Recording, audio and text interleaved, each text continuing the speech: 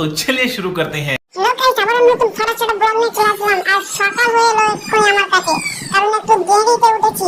আর আজকে ওয়েদারটা কিন্তু বিরিয়ানি বিরিয়ানি ভাবছিল, তাই আমি মাকে বললাম, মা বিরিয়ানি করো তো। মা তখন